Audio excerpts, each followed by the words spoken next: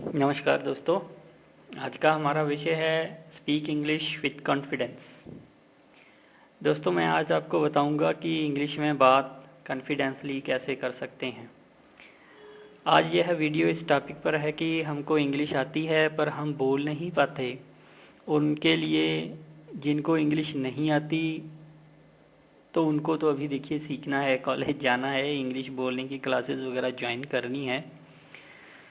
तो अभी जो है हम इस बात पर विषय हमारा यह रहेगा कि हम इंग्लिश तो हमें आती है, अच्छे से समझ भी लेते हैं, लेकिन बोलने में बहुत परेशानी होती है। मैं यह बात कहूँगा कि हम इंग्लिश में बात करते हैं तो हमारे दिमाग में हम पहले सोचते हैं हिंदी या पंजाबी में, या हो जो भी अपनी राष्ट्रीय भाषा भाषा है या जो हमारी स्थानीय भाषा है उसमें हम पहले सोचते हैं, फिर उसको कन्वर्ट करते हैं इंग्लिश में, फिर वो इंग्लिश जो है हमारे मुंह से निकलती है। तो इतना लंबा जो एक प्रोसेस जाता है उसमें हम कोई ना कोई गलती करते हैं जिससे हमारा कॉन्फिडेंस जो है वो लूज़ हो जाता है। तो इसका क्या किया जाए, हम यह कमी जो है उसको दूर कैसे करें, इसका सलूशन क्या है? देखिए, सलूशन है इसका ऑब्जर्वेशन, किसी दूसरे को देखकर सीखना कि क्या ऐसा दूसरे में क्या है जो हम में नहीं है। और जब हम हिंदी में बोलते हैं तो क्या कभी हमने देखिए कि वही ग्रामर की या वर्ब की या इन चीज़ों का ध्यान रखा है? नहीं रखा ना। तो इंग्लिश में भी ऐसे ही होता है और ऐसे ही इंग्लिश सीखी जाती है, जो ऑब्जर्व करी जाती है।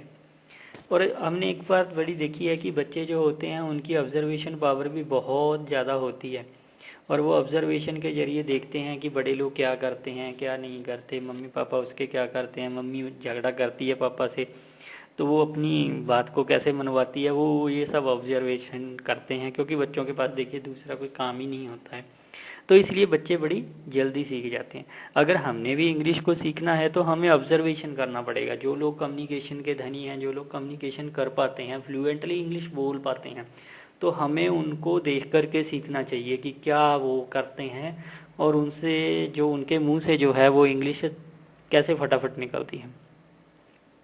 देखिए, बच्चे की एक जो होती है ना, वो पहले तो ऑब्जर्वेशन करते हैं, फिर उसके बाद क्या करते हैं, ऑब्जर्वेशन के साथ वह प्रैक्टिस करते हैं।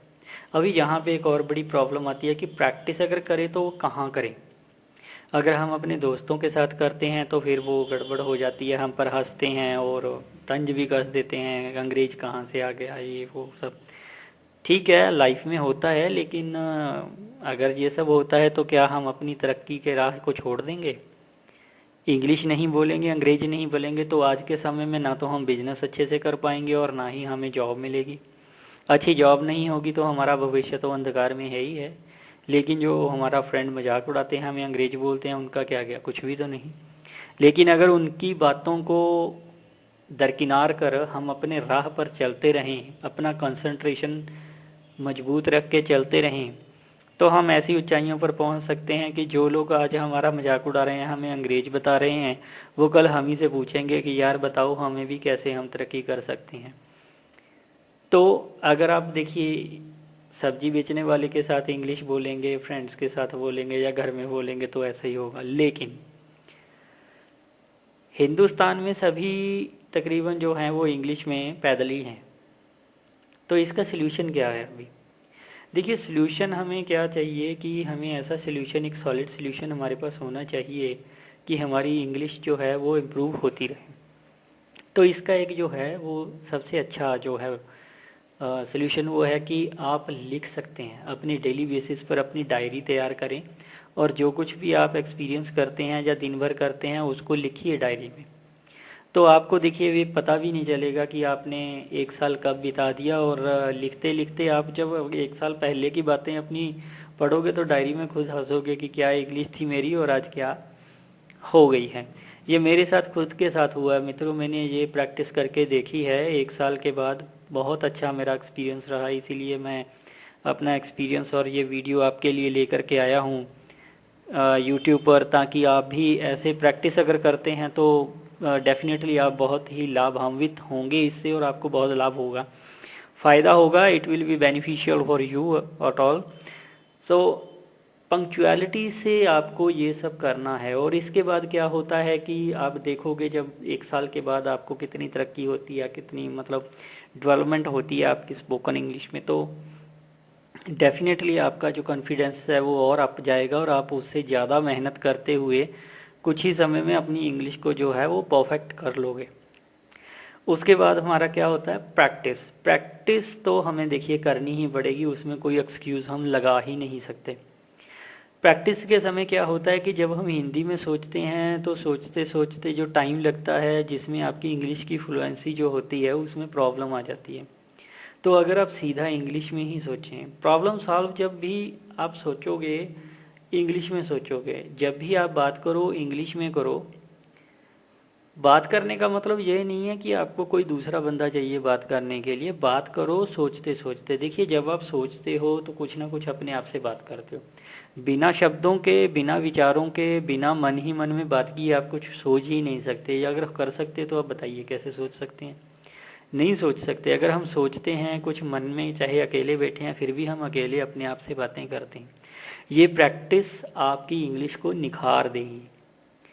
आप में प्रैक्टिस करते करते करते करते क्या आएगा कि आप ऐसे मतलब होगा कि आपको सोचने की ज़रूरत ही नहीं पड़ेगी कि आपने इंग्लिश बोलनी है या आप इंग्लिश बनाओगे या क्या करोगे। आपकी इंग्लिश जो आपके मुंह से फ्लुएंटली अपने आप निकलने लगेगी अगर आप इस प्रकार से करते हो तो। अभी सोचिए कि आपके यहाँ पर कोई रिलेटिव आया हुआ है बाहर से, कोई फॉरेनर है, जो भी है आपका रिलेटिव है या कोई भी, आप उससे बात कर रहे हो। तो उससे बात करते करते करते आपने कई बार ये ऑब्जर्व किया होगा कि किसी इंग्लिश स्पोकन पर्सन से बात करते हुए आपकी जो इंग्लिश है वो अपने आप मुंह से निकलना शुरू हो जाती है। तो इसमें क्या है कि आपका जो माइंड है, आपकी कॉन्शियसनेस है, वो उस पर कंसंट्रेट हो जाती है, उससे हटती नहीं है और मतलब कि आपका ध्यान भटकता नहीं है। तो वो कंसंट्रेशन पावर जो है वो हमारे माइंड की पावर है। अब देखिए हमारे माइंड में कितनी पावर रहती है कि आप जब उसको करते हैं तो वो इंग्लिश आपके एफर्टलेसली आपके मुंह से निकलना शुरू हो जाती है अपने आप। तो ये है, this is the brain of our mind, this is the power of our mind, this is the brain of our mind. So brain से हमें, माइंड से हमें जो हमारी जो ताकत है उसको पहचानिए।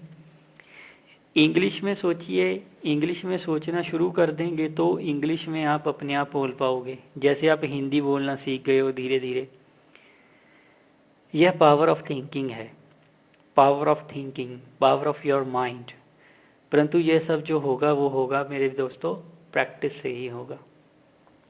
सो इन चीज़ों को, इन जो फार्मूलाज मैंने आपको बताए हैं 2-3, इन पर गौर कीजिए, देखिए आपको अगर फ़ायदा होता है तो मेरे चैनल को सब्सक्राइब कीजिए ताकि मैं और भी आपके लिए बेनिफिशियल जानकारी प्रोवाइड करता रहूं। धन्यवाद दोस्तों।